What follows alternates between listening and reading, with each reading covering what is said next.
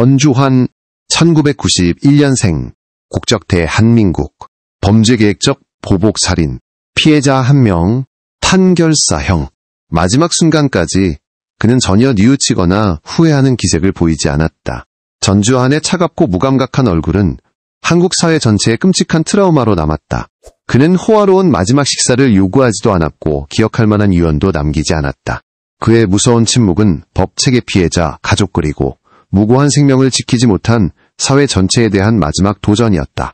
오늘 우리는 전주환의 범죄부터 정의의 심판까지 그의 잔혹한 행위부터 사형집행실에서의 마지막 순간까지의 여정을 함께 살펴볼 것이다.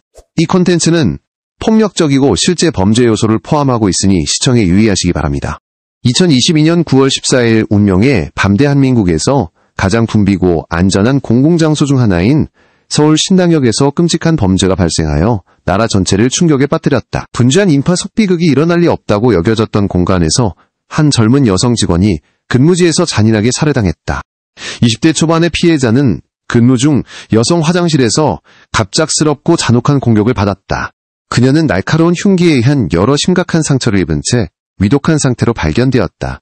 의료진이 거의 즉시 현장에 도착하여 최선을 다해 치료했지만 상처가 너무 깊어 그녀는 끝내 숨을 거두었다. 사건은 너무나 빠르고 갑작스럽게 일어나 현장에 있던 모든 사람들은 충격과 공포에 휩싸였다. 신당역 살인사건 소식은 순식간에 전국으로 퍼져나가 지역사회의 분노와 불안의 물결을 일으켰다. 현대성과 안전의 상징으로 여겨지던 지하철역이 끔찍한 살인사건의 현장이 된 것이다. 가장 큰 의문은 어떻게 이렇게 엄격하게 보호되는 공공장소에서 이런 범죄가 일어날 수 있었는가였다. 경찰은 즉시 수사에 착수하여 현장을 통제하고 대대적인 조사를 시작했다. 영내 CCTV 영상 덕분에 용의자는 신속하게 특정되었다. 그는 다름 아닌 피해자의 전 직장 동료인 전주환이었다. 그는 피해자가 그의 스토킹과 괴롭힘 행위를 용감하게 신고한 후 서울교통공사에서 해고된 상태였다. 이 사건은 단순한 살인사건이 아니었다. 이는 한국 법체계의 심각한 허점을 드러냈고 그 허점으로 인해 한 젊은 여성이 목숨을 잃게 된 것이다. 사건의 파장은 개인적인 비극의 범위를 넘어섰다. 이는 사회 전체에 경종을 울렸고 국민과 입법자들이 현행법이 스토커로부터 피해자를 보호하기에 충분하지 않다는 고통스러운 진실을 마주하게 했다.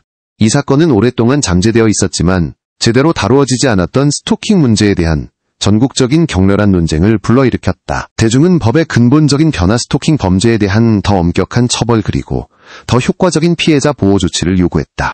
비극이 일어난 신당역은 애도와 분노의 상징이 되었다. 수천 명의 시민들이 이곳을 찾아 꽃과 촛불을 놓고 피해자와 그녀의 가족을 위해 기도하며 슬픔의 메시지를 남겼다. 그들은 또한 그녀를 보호하지 못한 법, 체계에 대한 분노를 표출했다.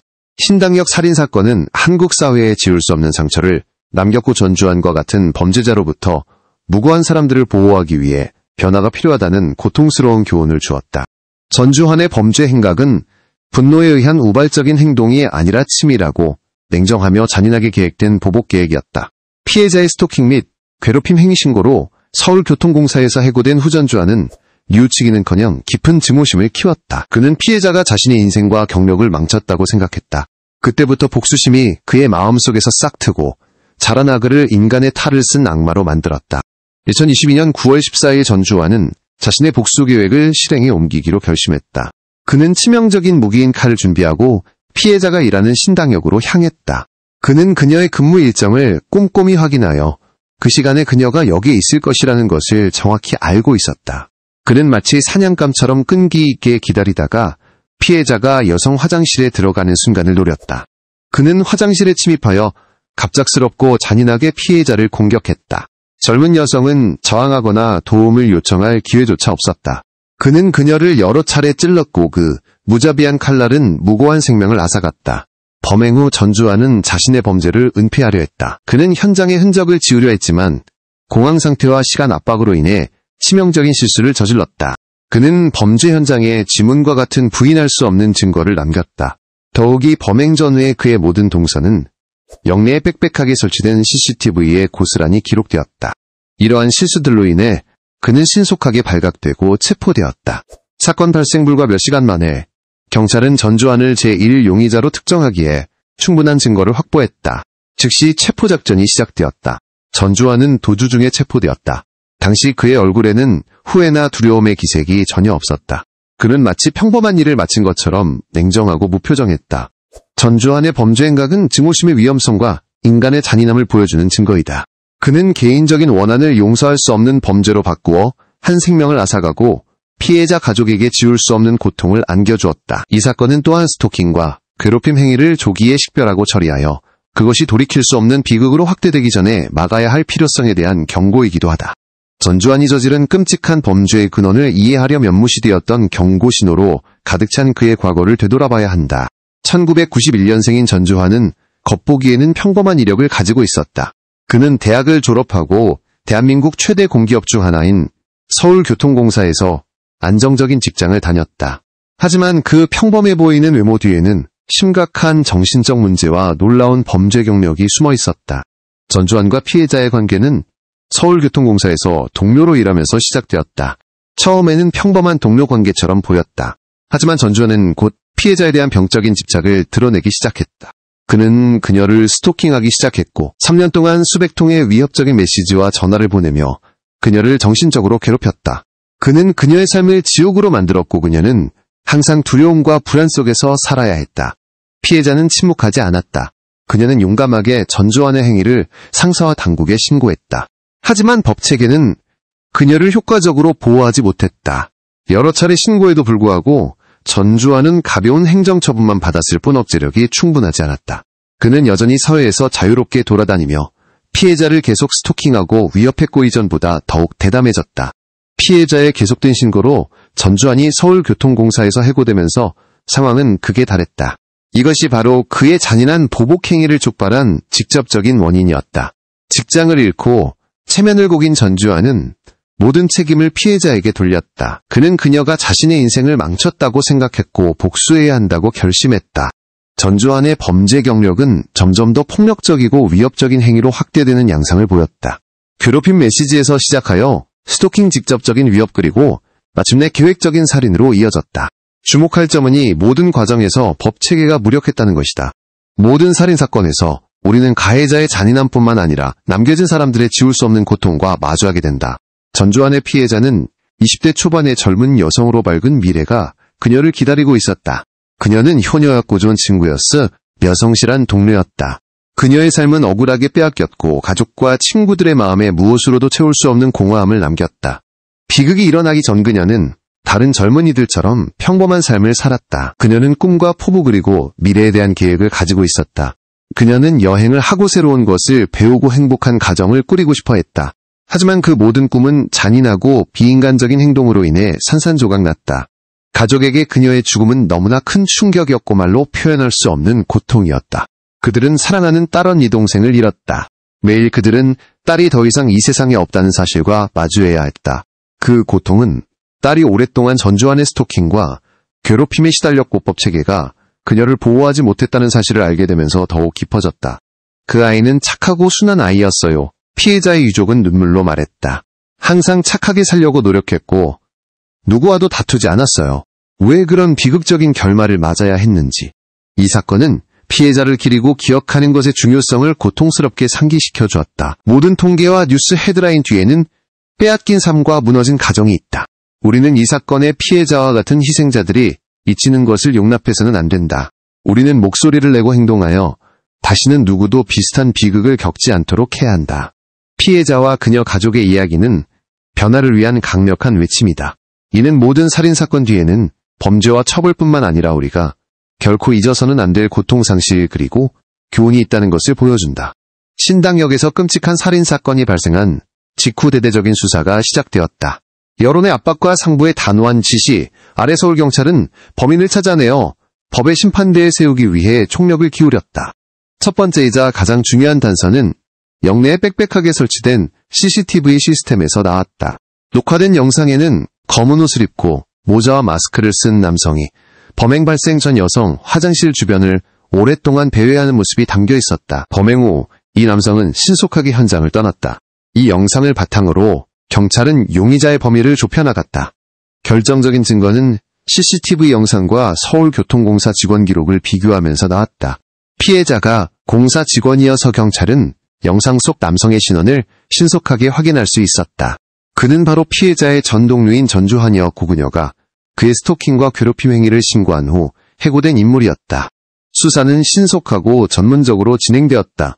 경찰은 목격자 진술을 확보하고 현장 증거를 분석했으며 전주환의 행방을 추적했다. 즉시 체포영장이 발부되었다. 사건 발생 불과 몇 시간 만에 경찰은 전주환의 은신처를 파악했다. 특수기동대가 체포를 위해 출동했다. 체포작전은 신속하고 기습적으로 이루어졌다. 전주환은 저항할 기회조차 없었다. 그는 사건과 관련된 증거를 인멸하려던 중 체포되었다. 체포 당시 전주환은 완전히 침착했다. 그는 공황 상태나 두려움의 기색을 전혀 보이지 않았다. 그의 얼굴은 냉정하고 무표정했으며 후회의 기색은 전혀 없었다. 그의 이러한 반응은 베테랑 수사관들조차 소름 돋게 했다. 그는 마치 자신과 상관없는 이야기를 하듯 담담하게 살인 행위를 자백했다. 그는 피해자가 자신을 해고하게 만들었기 때문에 복수하기 위해 그랬다고 말했다. 전주환에 대한 수사와 체포는 한국 경찰의 효율성과 전문성을 보여주었다. 그러나 이는 또한 왜 전주환처럼 위험한 인물이 사회에서 자유롭게 돌아다니며 그런 끔찍한 범죄를 저지를 수 있었는가라는 큰 의문을 제기했다. 그 답은 이 사건 이후 고통스럽게 드러난 법 체계의 허점에 있었다. 전주환 사건은 한국 여론의 특별한 관심 속에서 재판에 회부되었다. 재판은 살인범의 운명을 결정하는 자리일 뿐만 아니라 사회가 법 체계의 허점을 되돌아보고 시급한 문제에 대한 답을 찾는 자리가 되었다. 재판 과정 내내 전주환의 변호 전략은 형량을 줄이는 데 초점을 맞췄다. 그와 그의 변호사는 이것이 계획되지 않은 우발적인 행동이었다고 주장하려 했다. 그러나 검찰이 제시한 증거는 이 주장을 완전히 반박했다. 전주환에 대한 유죄 증거는 명백했다. CCTV 영상은 범행 전후의 그의 모든 동선을 기록했다. 그의 지문이 현장에서 발견되었다. 범행에 사용된 칼도 발견되었다. 더욱이 3년간에 걸친 피해자에 대한 스토킹과 괴롭힘 이력은 명백한 복수 동기를 보여주었다. 법정에서의 전주환의 진술 또한 모순으로 가득했다. 그는 범죄를 인정했다가 다시 피해자에게 책임을 돌리려 했다. 법정에서의 그의 냉정하고 무감각한 태도는 재판에 참석한 모든 사람들을 역겹게 했다. 그는 자신의 행동에 대해 조금도 후회하지 않았다. 긴 재판 끝에 배심원단은 최종 평결을 내렸다. 그들은 전주환이 계획적인 살인죄를 저질렀다고 결론 내렸다. 이는 한국 형법에서 가장 중대한 범죄이다.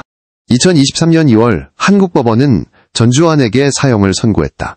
이는 한국이 수년간 사형을 집행하지 않은 상황에서 나온 이례적인 판결이었다. 이 판결은 전주환의 범죄에 대한 사회적 분노와 무고한 생명을 앗아간 자에 대한 합당한 처벌을 바라는 열망을 반영했다. 전주환에 대한 재판과 판결은 한국 사법 역사의 슬픈 한 장을 마감했다. 그러나 이는 또한 사형제도와 무고한 시민을 보호하는 법의 역할에 대한 새로운 논쟁을 열었다.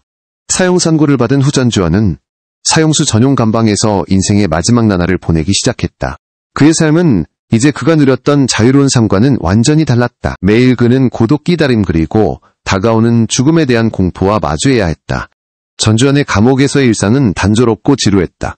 그는 작은 감방에 갇혀 외부 세계와 완전히 단절되었다.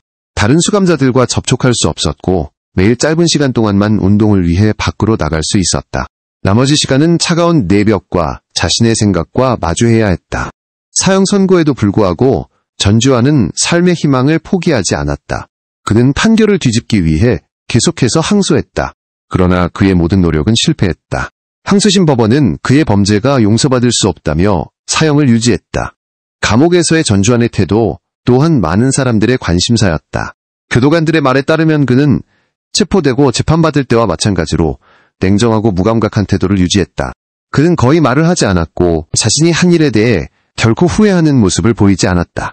그의 침묵은 마치 그가 참회나 후회가 없는 자신만의 세계에 사는 것처럼 사람들을 섬뜩하게 만들었다. 마지막 날들 동안 전주환은 가족에게 편지를 쓰고 전화를 할 수 있었다. 그러나 이 편지와 통화의 내용에 대해서는 많이 알려지지 않았다. 알려진 것은 그가 피해자 가족에게 사과의 말을 전하지 않았다는 것이다. 사형 집행일이 다가오자 전주환은 죽음을 준비하기 시작했다. 그는 마지막 종교의식을 위해 신부를 만났다. 또한 마지막 식사를 선택하라는 요청을 받았지만 그는 거부했다. 이 거부는 많은 사람들에게 법체계에 대한 그의 마지막 도전 행위로 여겨졌다. 전주환의 감옥에서의 마지막 몇 년은 침묵과 무거운 시간이었다. 그것은 사형수의 기다림이었고 죽음과의 대면이었으며 인간성을 상실한 한 인간의 무서운 침묵이었다. 전주환의 사형 집행일이 다가왔고 정의가 마침내 실현되는 날이었다. 사형수 전용 감방에서 몇 달을 기다린 끝에 전주환은 자신이 저지른 범죄에 대한 최종적인 결과를 마주해야 했다. 사형 집행실에서 법 집행관 피해자, 가족 대표 그리고 일부 기자들이 지켜보는 가운데 전주환은 마지막 말을 할 기회를 받았다. 그는 한마디도 하지 않았다. 수사와 재판 과정 내내 보여준 그의 태도처럼 그의 침묵은 정의에 대한 냉담한 도전이었고 피해자, 가족의 고통에 대한 잔인할 정도로 무감각한 태도였다. 사형 집행 과정은 신속하고 엄숙하게 진행되었다. 마지막 절차가 완료된 후 전주환은 사형에 처해졌다. 잠시 후 의사가 들어와 그의 사망을 공식적으로 선언했다. 피해자 가족에게 전주환의 사형 집행일은 감정이 교차하는 날이었다. 딸을 앗아간 자가 마침내 대가를 치렀다는 사실을 알았을 때 그들은 눈물을 참을 수 없었다. 어떤 것도 딸을 되돌릴 수는 없었지. 만정이가 실현되었다는 사실은 그들에게 약간의 위안과 슬픈 인생의 한 장을 마감하는 계기가 되었다. 기쁘지는 않습니다. 유족이 말했다. 하지만 안도감은 듭니다. 마침내 정의가 실현되었습니다. 전주환 사건은 한국 사회에 깊은 교훈을 남겼다. 이는 법체계의 허점과 스토킹 및 괴롭힘 행위로부터 피해자를 보호하기 위한 더 강력한 조치의 필요성을 드러냈다. 이 사건 이후 한국 정부는 신속하게 새로운 법을 통과시켜 스토킹 범죄에 대한 처벌을 강화하고 피해자를 위한 더 효과적인 보호 조치를 제공했다. 정의는 실현되었다. 전주환은 자신의 범죄에 대한 대가를 치렀다. 그러나 이 이야기는 단지 살인자와 사형 선고에 관한 것만이 아니다. 이는 또한 사회가 깨어나고 법체계가 변화했으며 미래에는 비슷한 비극이 다시는 일어나지 않도록 하겠다는 약속에 관한 이야기이기도 하다.